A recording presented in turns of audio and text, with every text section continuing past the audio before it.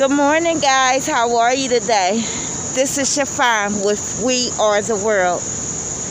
I'm standing here with a young man named... And you know I'm not young. Sir, what's your name? All right. My name is Fahim Muhammad. Fahim Muhammad. Can you talk up a little bit? Yes, I can. Muhammad, where are you from? Well, I was born in Matanza, Cuba. I was born in Matanza, Cuba back in the 60s. Oh, I never heard of that. Matanza is a little village in Cuba. Like you got Havana. Havana is like the capital. But Matanza is like a little bit deeper in. Okay. In Cuba. How long have you been in Philadelphia? Actually since I was 5. My family moved here when I was 5 years old. They left Cuba back when I was about 5 years old.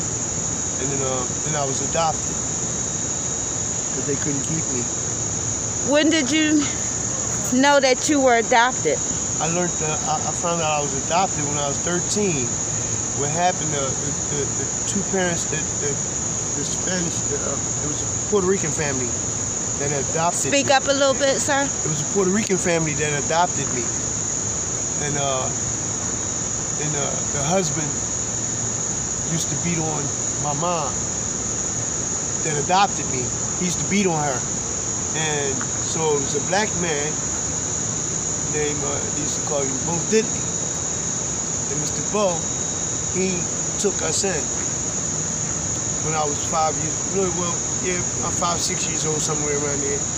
And he took her from this guy that used to beat on her, and he raised me. He was the only dad I knew. You know, so he raised me. I had some good parents that took me in. You know, they were really great. Right. They gave me everything a kid could want. You know, and an opportunity to be something in life.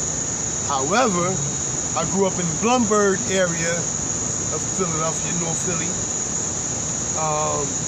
and I was the only light-skinned, fair-headed, you know, Spanish kid around here, you know, and I used to get beat up every day. Every day I would get beat up. Every day I went to school, I'd get beat up. Then I got tired of that shit. So, you know, one time I was fighting 3 people. It was my neighbors. I was fighting all 3 of them, 2 brothers and 1 sister. And I went to run in the house and my dad locked the door on me. He said, "You ain't coming up in here." He said, "You gonna fight them." So I fought, you know. I might not have won, but they knew I was there. They knew I was on that ass, you know. So growing up was kind of rough for me because I didn't have no brothers and sisters to help me fight, you know. So even though I had some great parents, you know, but when I left out that door to go to school or whatever, I was by myself. So I had to do what I had to do out in the street, you know. So at a very young age, I got introduced to drugs. I didn't know what coke was, and so I did have a brother that stayed with us named, you know, Rico. He had the feds that came and locked him up one year. I was in elementary school, and the feds took him away. And when I went in this room, I opened the bottom drawer and I found a plate. And on the plate they had like a mountain of white stuff. I didn't know what it was. I knew it was drugs. I knew it had something to do with something, you know what I mean? So I took it, you know what I mean? This was when I was like 14. I took it to one of my old heads around the corner, named Car Wash. Car Wash said, "Yo, you know what you got here?" I said, "No." He said, "It's a lot of money." So he showed me what to do with it.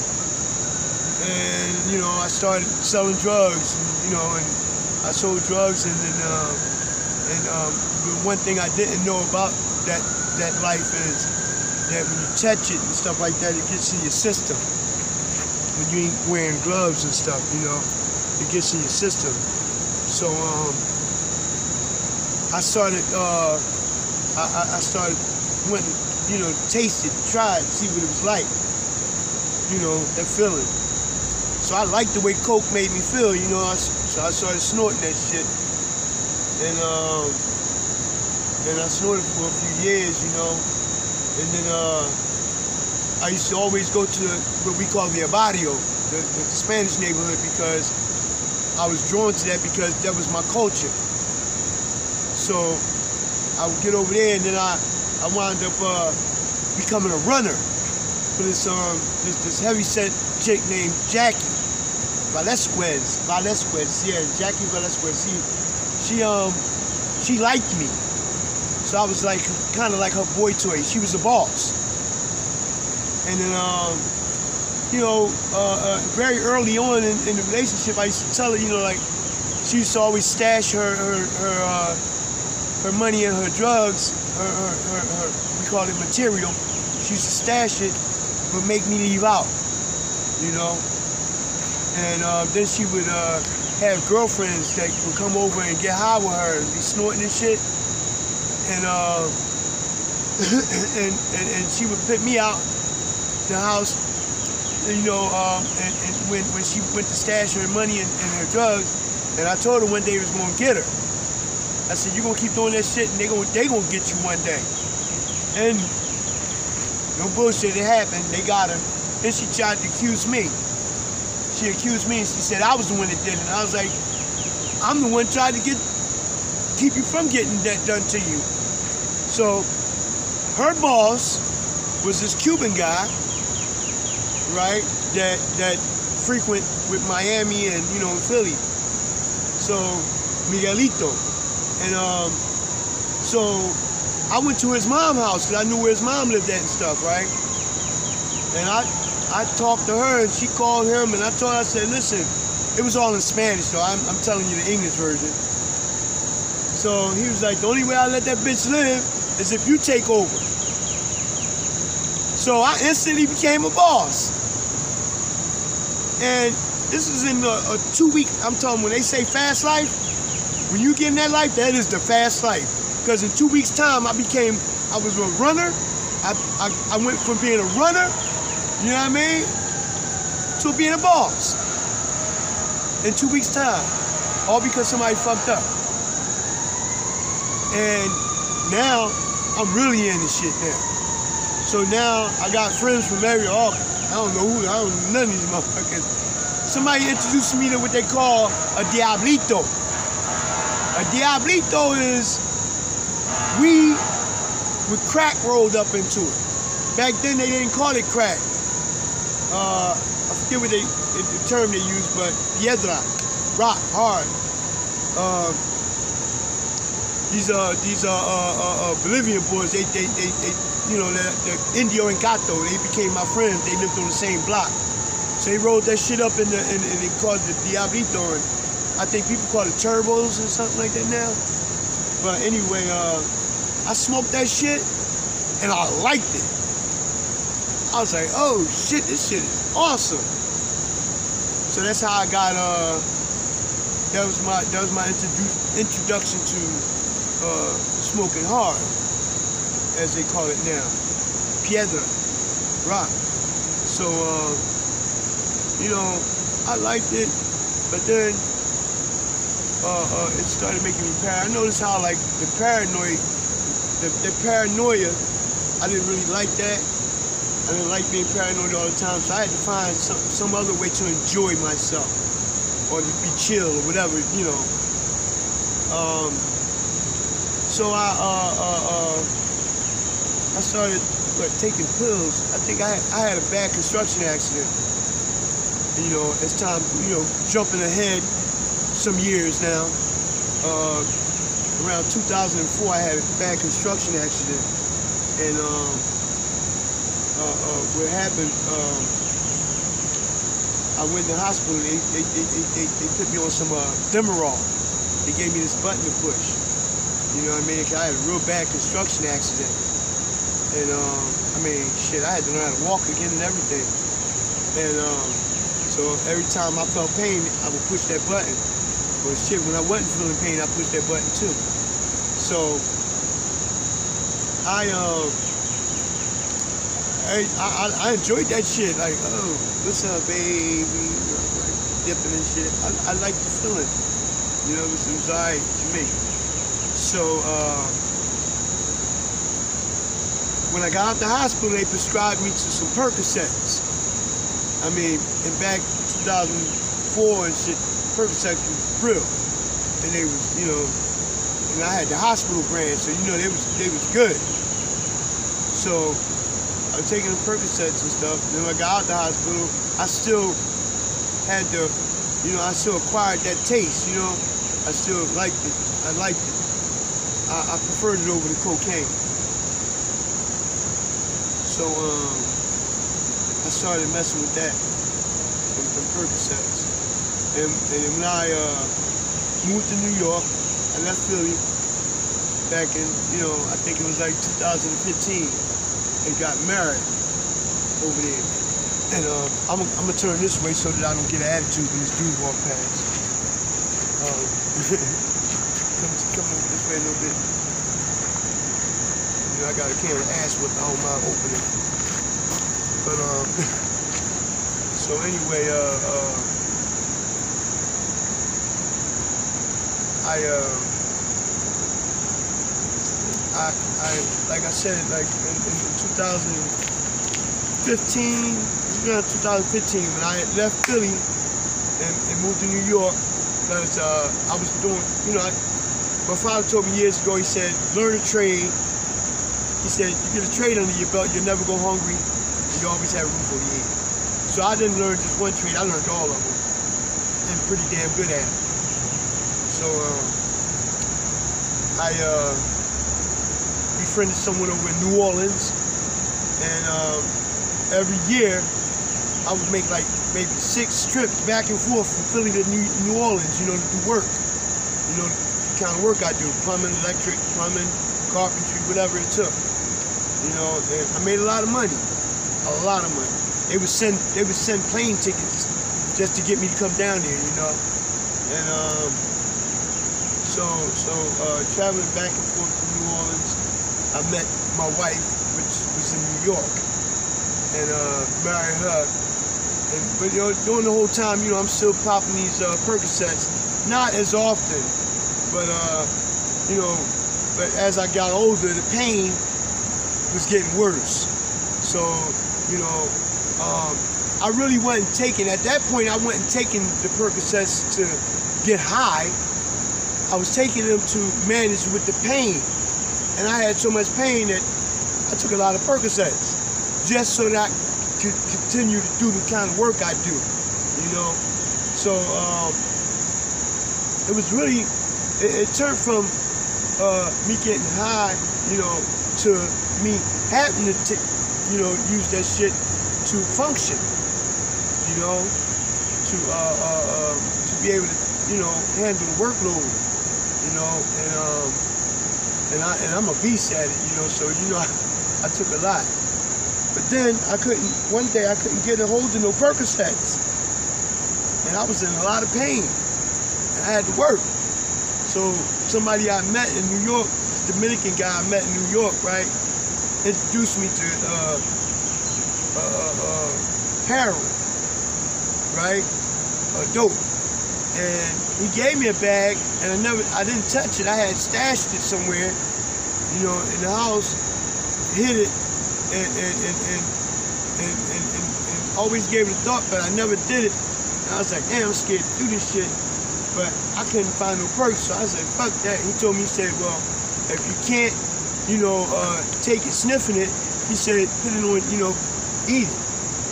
He said, you'll get the same effect. I was like, all right, so I got tired of being in pain. I took that shit, and being though I was used to sniffing coke from back in the day, I knew how to, you know, do it. So I took a, you know, with this dope, and I was like, oh shit, that's my first time doing dope.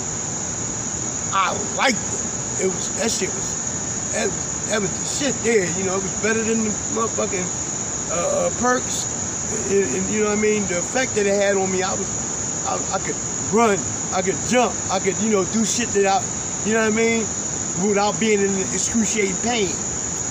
You know, and I had a little boy, you know, my little son, like, you know, I had to be able to keep up with his little behind, you know what I mean? So, you know, that was the substance that I used in order to maneuver, to function. You know, was the dope. You know, I wasn't no big dope head. You know, I'm scared of needles and shit, so I wasn't trying to stick no needles in me and nothing. You know, that's something I never did. And pray to God I never do. You know, so, but my little boy, that's another story too. Like, I prayed for him to come, and he's been a rock. He's been my rock. You know, my Saul, I don't know if I should say his name. But anyway, my little boy though, anyway, he's my rock, you know, because my son, back in 2017, my 26-year-old son committed suicide. He killed himself back in 2017, and my world came crashing down. I was, my network was like between 10 to 15 grand a week. I had got appointed as an imam in the Bronx, in New York. I was making a lot of money doing my contracting work. I had a business on Amazon, Nature Sweet Scents, bath and body products. I mean, my business had became so professional, like all my products were shrink wrapped and everything, like you would go in a regular store or a pharmacy and you would see my shit on the shelf, you know, with barcodes on it, you know what I mean? Like, it was so many different channels I had to go through in order to become successful with that business. I had a commercial. Like, my shit was popping. And it's like, damn, like, no matter how high you go up, you know, it's always a way that you can fall down, you know? Like, I mean, I was making a lot of money. I made enough money to buy her a house. I bought her a house in East Orange, because she was tired of New York, because that's where she was raised at. I bought her a house in East Orange, New Jersey. And I paid $130,000 for that house. Cash money, no mortgage. That's how, you know, like, that's just a little sample of how I was doing, you know?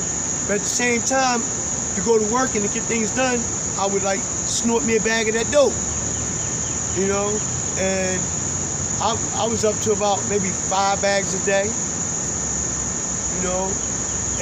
But then when my son killed himself in 2017, right? That was the beginning of the end of the success that I had made. That was the beginning of the end, you know, because he selfishly killed himself. He was my twin, and I took it real hard, you know. So while I'm grieving, you know, this sister asked for a divorce, who I was married to for about 6 years. I thought she was my soulmate. That's the longest I ever been with anybody. You know, I left Philly. I left my home to go to New York to her home to marry her. So that was traumatizing in itself right there too. So it's like taking a knife and turning it. You know, like I just lost my son. I need you by my side. You know what kind of man I am. You know, I did all kinds of stuff, you know, helping her, you know. Brother Troy, I had put a lot of my heart, soul, mind, everything into this marriage, you know. And right now today, it still hurts. You know, because I treated her like a queen. I ain't never treated a woman that good. Really, like, she would come from work, I would come from work, right? My job was much harder than hers because she was a police officer in New York, right? And like, she would come home from work, man, I would take her shoes off, massage her feet for her, you know what I mean? And cook for her. I kept the house clean because she wasn't into all that.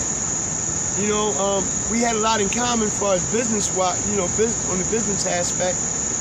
But I would cater to her, like, she'd be laying in bed. I wouldn't even allow her to get up and go get no water. She wanted anything, you know. I would bring it to her, like, you know what I'm saying? I was her caregiver, you know. And then when my son killed himself, like, you know, I think it was like, you know, I look at it a little different now, right? It's still, you know, it still pinches a nerve, but I'm a lot better now because I chose to do certain things to keep a distance from things like that. So anyway, we divorced. I walked away with nothing because I bought the house from one of my sahabas, actually, who was selling their house because he had bought a new house. And I bought the house from him. It didn't need no work on it or nothing. It was a nice house. You know, I had a nice man cave set up. I had my little assembly line set up where I was making my products and everything, shipping it out to Amazon on a daily basis. I was shipping cases of my products out, you know. And like, I got pictures of it, you know, my assembly line. I was making real good, treating her real good.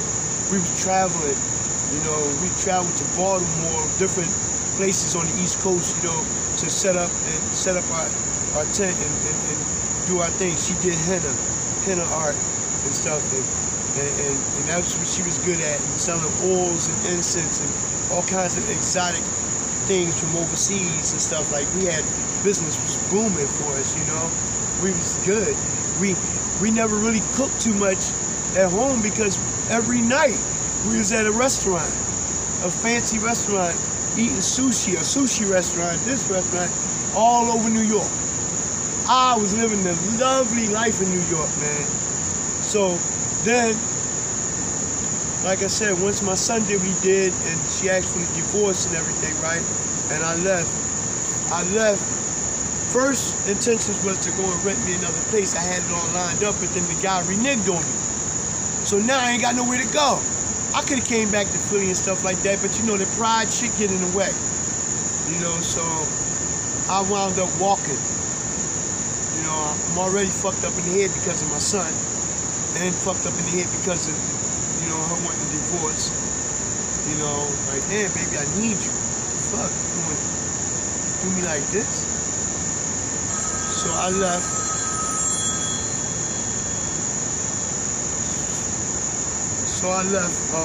Go. Anyway, we're getting almost to the word to end. So, yeah. So, like, you know, that was like one of the worst things that I think I have ever experienced in life, could ever experience in life. A lot of people don't know how it feels to bury one of your children, especially one that looks just like you. You know, like, I got a bunch of clones, you know, and my son was real dear to me. We were real close. We had a special relationship. Speak up. Me and my son had a real special relationship. We were real close, you know. So for me to be rubbing on my son's beard while he's laying in a coffin, it was like a real big mind fuck, you know. So I left out the damn funeral and went around the corner and got a bundle of dope. And was going to the head trying to kill myself, you know. I think I had, in one shot, I downed like 5 bags. Like, fuck it. You know what I mean? Take me now. Not thinking about the rest of my children. Because I had, you know, other children, but to lose one was like to lose all of them, you know what I mean? And it hit me so hard. I didn't think it was gonna hit me that hard. You know, I was a big boy too. I was husky. I was husky. You know, so that's when that real, you know, down in the gutter type run came into effect, you know? That's when I didn't give a fuck, you know? So I walked the streets of Newark, New Jersey for about a year almost, in 2018. And then I had a visit. I came to visit my youngest boy, Saul, in Philly, and he had my phone playing with it in the shopping cart. I was riding through the store, right? You know, trying to buy him something in there, right? Supermarket, and he was videotaping me with my phone, and I didn't know it. And I was high, and I was standing there, and I kept hearing someone saying, "Sleepyhead, sleepyhead." So I grabbed my phone. I said, "What you doing, boy, with my phone, man? Playing with my phone? What, you recording me?"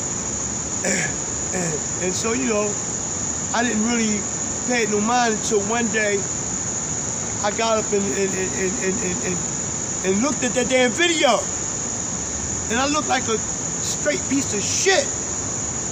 You know what I mean? I looked like a piece of shit. I looked like a fucking, like something that just crawled from under a rock. And if that wasn't bad enough, I was nodding while I got my son in the shopping cart like this. When that dope dip, you know? And he videotaped the whole thing. And I'm like, oh my God. And I kept that, and I kept looking at it. I'm like, this is crazy. That was it for me. You know, called my daughter and my son and told them. And my oldest son and my daughter, they took me over to what's that, this hospital over there on Lehigh Avenue, Episcopal. And they took me there, and, you know, I told them what's going on, and I wanted that last bag before I went in there. So I went and got that last bag, because I wanted my shit to be hot, because I wanted them to take me. I wanted them to take me like I was on fire. So I hit that last bag, went in there, and that was when I went to stop, you know, I went to stop. I'm tired of this shit, you know. Tired of this shit, you know what I mean? So I went in there and they kept me, because I was doing fentanyl. That fentanyl, I didn't know it was fentanyl. And I found out it was fentanyl. That's what I wanted. I said, shit, that fentanyl was, I say, you know, stronger than dope, whatever, but that shit was like, man, you know, that shit had me going, you know, and I liked it. I liked it. So I did it. And anyway, looking at that damn video that my son took of me was the icing on the cake for me. Got in the hospital, went there, and I told them folks, I said, let me tell you something. I said, this is it. I said, before I put another bag up my nose, I'd rather put a bullet in my head. And I meant it. I meant it. And as of today, I don't know how much time I got clean, but I ain't put another bag up my nose yet. You know, and I say yet. I shouldn't even say yet, because it ain't gonna be no bag going up my nose. I'm done. I'm done with that shit. Like, I was living in a room. You know, I went from buying houses to renting a fucking room, sharing bathroom. Like, and God is so good, because my little boys, I got my little boy back in my life full time. I'm raising my son. He turned 10 the other day. I'm raising my son. Building him a studio in the house. And I say house yet because I went from renting a room, now I have a 3-bedroom house. This works. This thing works. So, bouncing back from the hospital, from Episcopal, they sent me to Girard Avenue. After I left out of there, they sent me to this program called the Consortium, right? I got here to the Consortium, and, you know, what they're doing for me is keeping me straight. You know, go to our little meetings, our groups. In the beginning, I didn't like going to no meetings and no groups. Now I go all the time, because I met a real good friend there. You know, I met somebody there that's, you know, he's a soldier in the struggle as well. You know what I'm saying? And matter of fact, I think he's like, you know, became like my best friend. You know what I'm saying? Like, I don't have many, matter of fact, I don't have no friends, you know, except y'all. You know what I mean? Y'all became my friends. You know, he became my best friend. You know what I'm saying? It's crazy ass up. You know what I mean? And we tight. And we keep each other straight. You know what I mean? Like, when we see one falling short a little weak, we try to pull them up. You know what I mean? Something like that. And thank God I haven't fell short or feeling, you know what I mean, weak, but we help each other in different other ways that keeps us coming and keep us going, you know what I mean? And it's worthwhile. It's worthwhile. And it's worthwhile feeling like I got my life back. I got my life back. I ain't making much money as I was. You know what I'm saying? The way I was. And that might have been a part of the downfall too. You know, but overall, I thank God first and foremost for putting my children, my son in my life, you know, my children, period. You know, all of them not the greatest, but he's still mine. And my newfound family, you know, y'all, you know, putting y'all in my life and everything. You know, my counselor lady, you know what I mean? I ain't, you know, we bumping heads at first, but you know what I mean? That's because we both Scorpios. and, you know, but I thank God for being where I'm at today. And I don't have to go back to doing what I was doing. I got a roof over my head, 3-bedroom house. I ain't got shit in the refrigerator to eat. But I can get something to put in there to eat. You know, I make sure that especially when he comes from his mama's house, I gotta have something for that boy to eat. You know, but I thank God for where I'm at. I thank God for y'all. I thank God for my children, counselors, everybody that's in my circle. Cause I don't let a lot of folks in my circle at all. I'm really a loner, you know. But y'all broke that barrier down. You know what I'm saying? Just y'all. Ain't nobody else allowed. Okay? So it's a members only situation. Alright? Now, I thank you for allowing me the opportunity to do this interview. I thank you. Now, I'm going to take my ass on down to the Wild Wild and get my tea and my dope, my pretzel, and deuces. I want to thank you for this interview. Guys, like, share, and subscribe. More to come. Shafam, we are the world. I'm getting ready to take a bath, y'all.